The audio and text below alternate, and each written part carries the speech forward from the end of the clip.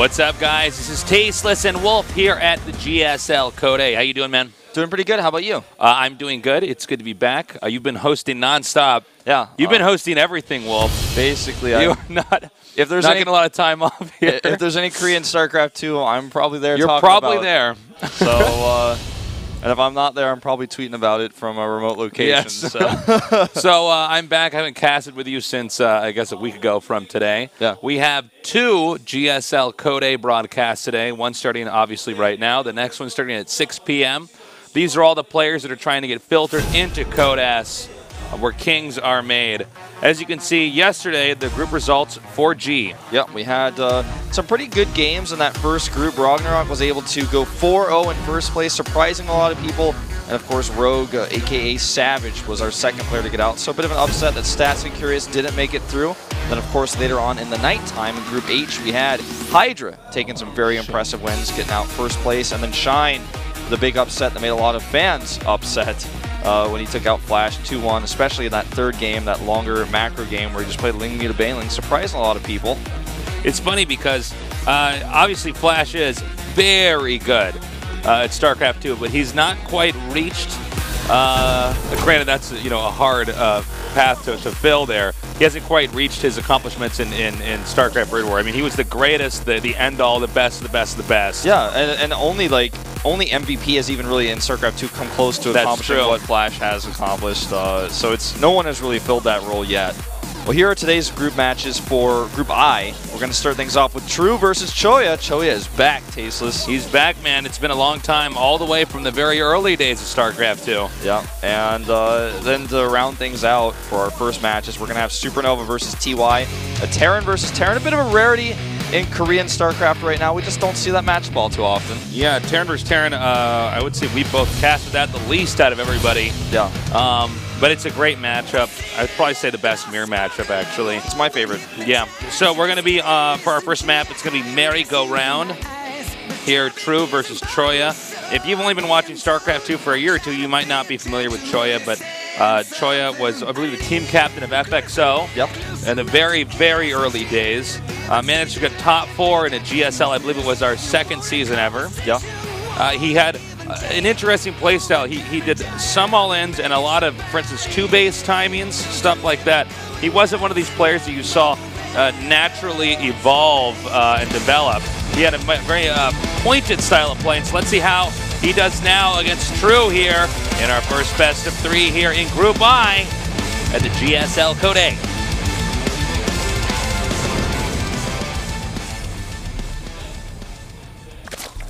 In the top right, in green, our Jin player, he's known as True.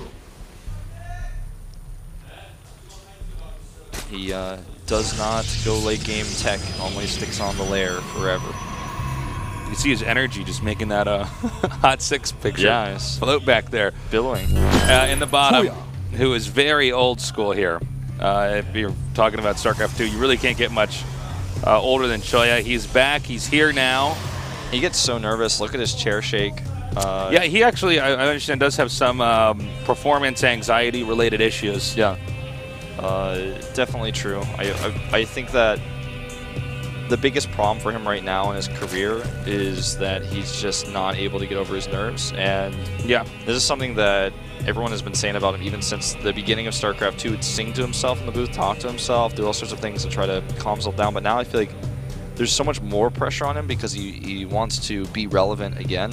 And he's training with Prime now. You know, he was the FXO coach and captain, and then, when FX Open disbanded, he went back to making the team Foyu.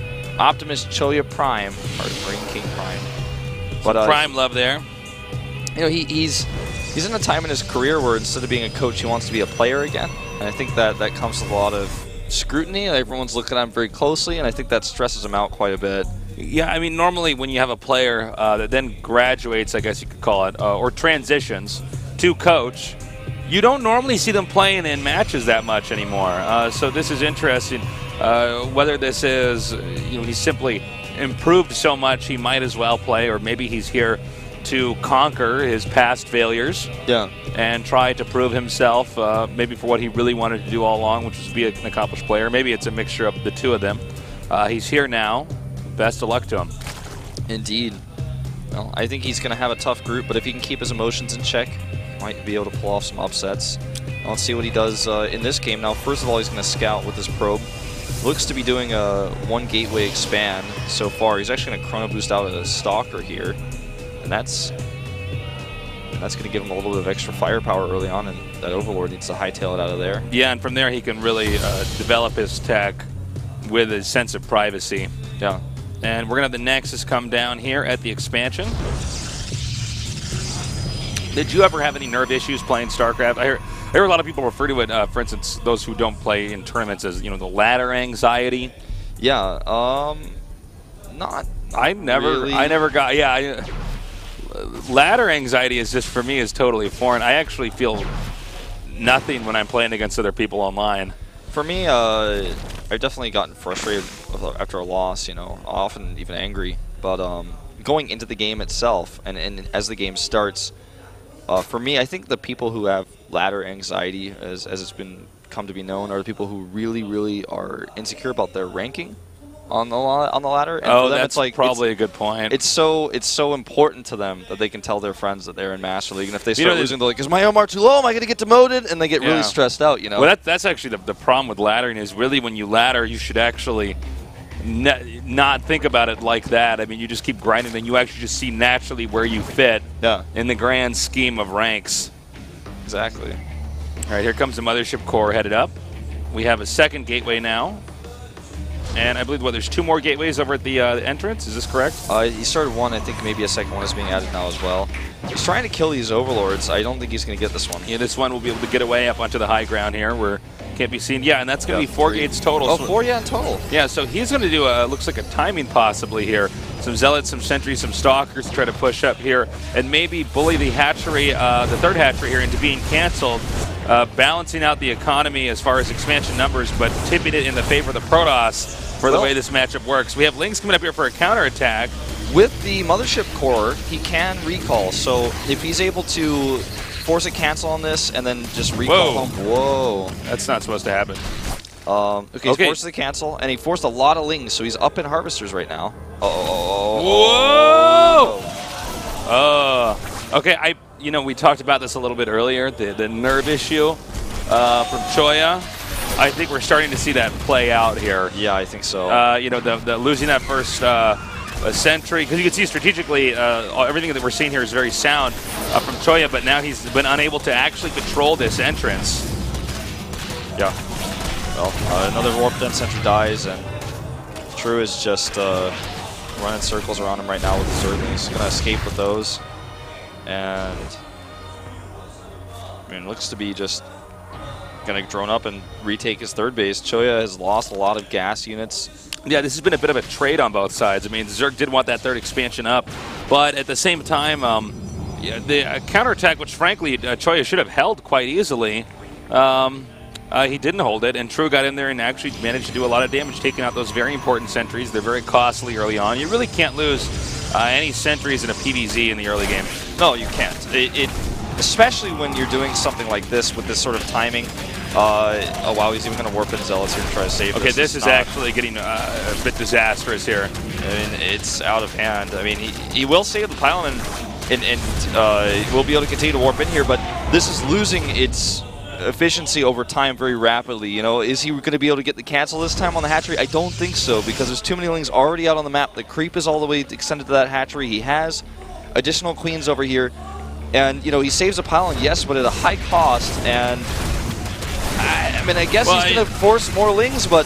No, this is getting futile. In fact, I'm surprised he's still warping in as much as he is over here. There's just no way that he's going to be able to hold this, or the Lings are just going to be able to reinforce too quickly. And now you have to keep in mind, how much did he really lose here? Now, the Zerglings, yes, he forced them to make, but then again, the 3rd hatchery was late, so it wasn't like there was another fresh expansion that he could have droned up at as easily. No, I got to say, this so far is going very poorly for Choya. Yeah, it looks like his next plan here is to go into Blink Stalkers and +1. Blink Stalker +2 is a normal transition. Blink Stalker +1 is going to, give him a little bit more firepower on the Zerglings, but with the armor upgrade coming out here, that's going to be counteracted very quickly. So he's just going to have, just for a second, an upgrade lead. adding a bunch of gates right now. I mean, this is back to some of the choya of old that we've seen in the past, right?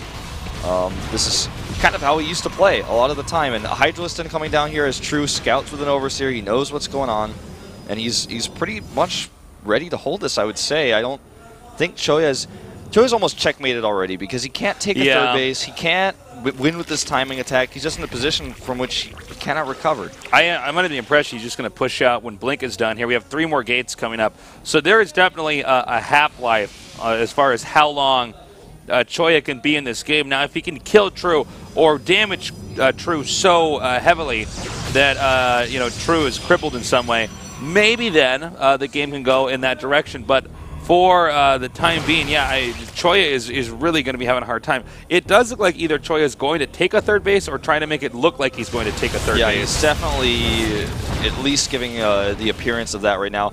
I don't think he's going to take it, though, and I think that probe is already sent across the map to make a pile. Yep, there it is. Yep.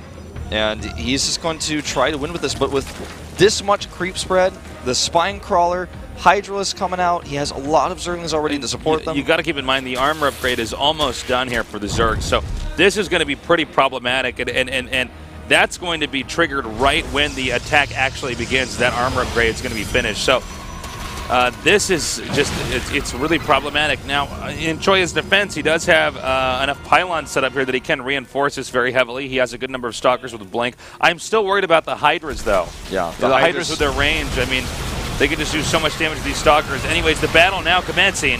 Yep, good micro so far by Choya, actually. He loses the Mothership Core on the other hand. It's just he's whittled down so low on these Stalkers, and here come the Lings from behind, so he's got nowhere left to blink. Yeah, that's going to be it. Problem for now is, okay, so right now we see this occasionally with Protosses. Usually you're either way ahead and you can't lose, or you're way behind and it's almost impossible to recover. Yeah. You can tell that because the Protoss is stuck making Stalkers, which is something that tends to happen because that's the only unit you can really micro and get way more than the value of the Stalker out of it. But in this case, the number of Zerg units is so overwhelming here, and the number of Stalkers is so low that unless Zerg makes a terrible mistake here, he's going to have a very difficult time recovering. The thing is, if he had stopped those Lings from getting into his base, I think this game would have been in a much better place for him. I'm talking about the first Lings, like the early game Lings that got into his base when he missed a Force Field, didn't have his Zealot in the whole position in the right place. But after that, he didn't get enough momentum.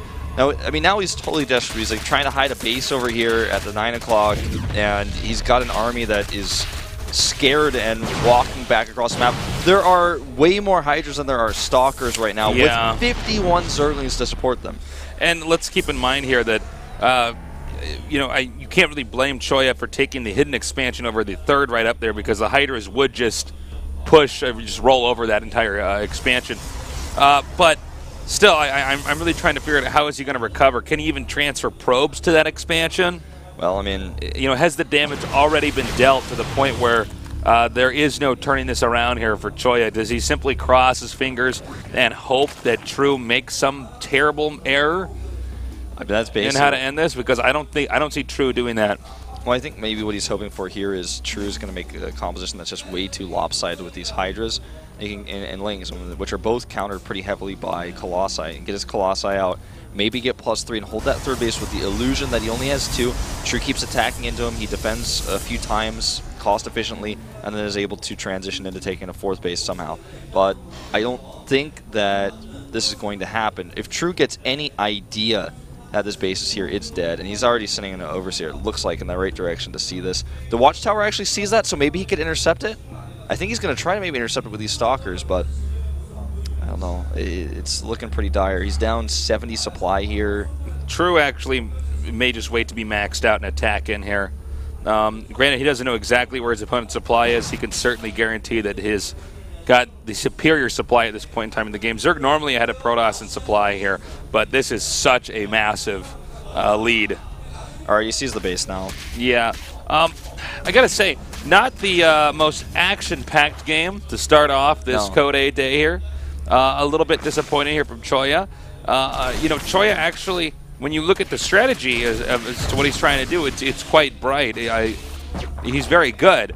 The problem is that the execution is where he's faltering, and that really does make me wonder if perhaps he is a little bit stressed out, a little bit nervous. Well, he's just going to get overwhelmed by Hydras here. Knows that True intentionally didn't kill the Warp Prism, so he could kill whatever got warped in there. So he just gets that for free instead of canceling it. Now he's going to get the Warp Prism as well. This Nexus is forfeit, and I believe this game is forfeit at this point in time. So there's no way out of this one. I don't care how lucky you get or how much of a tech advantage you have. This is a numbers game at this point, and it's a numbers game that choya is losing. Okay, choya now coming up here with this one big push. This is Will he have the perfect force field? It seems doubtful at this point in time. Only one Colossus as far as I could tell. Yeah, just looking at the minimap, it's pretty clear. Only one Colossus versus all these Hydras. His second Colossus has been contaminated temporarily by the Ultralisk, so he Overseer. Yeah, excuse me. Yeah, Overseer. And he's coming up now and hitting this other hatch. The Lings are going to come over here for a counterattack. I believe he should have a sentry. No, he does not have a sentry there. This is another example of what else has gone wrong in this game. During this attack, he probably should have just walled this off. Yeah. Well, that would have been one easy way to prevent this. Concave of Hydras on the other side here, and Overseer is just flying over the army. There's no mystery here. This game is going to end very shortly. He tries to break through, but with 15 more Hydras on the way, there it is, GG. Very straightforward game. choya did not execute his strategy correctly. The idea there was smart. It was certainly a well thought out plan, but then when it came to implementing the plan and, for instance, having the remember he lost that first sentry? That was a big eye-opener. Yeah. It's 2 Lings against a sentry. If you played StarCraft as much as choya has, it's automatically, okay, let me get the force field out. You don't need to save that force field for later. It's much more important to simply keep that sentry alive. choya is constantly highly ranked on the Korean Grandmaster ladder. He is doing really well in-house, I've been told by several people, and when I watch him stream, he doesn't seem to be nervous, and he plays really good games, and usually doesn't try to out-strategize his opponents like he does when I see him play on the GSL. He usually just plays like macro games and is pretty good at it, but whenever he plays in televised matches, for some reason he does these weird timings that aren't really used in contemporary play, which can catch a player like True off guard. Sure. But then if you don't defend the Lings that then come to counterattack you, then it doesn't matter the damage that you've done. Say he holds that counterattack, then he's ahead in probes way over the Zerg player who made that many Lings, and then the Lings can't really accomplish anything. choya techs up, and he's in a much better place, but the Lings come in, and it doesn't matter what you did earlier to that hatchery. Yeah. Well, I'm sure True's feeling very confident now going into game number 2 here. I'm really hoping that we can see better play from choya. I think he is very good. I think he's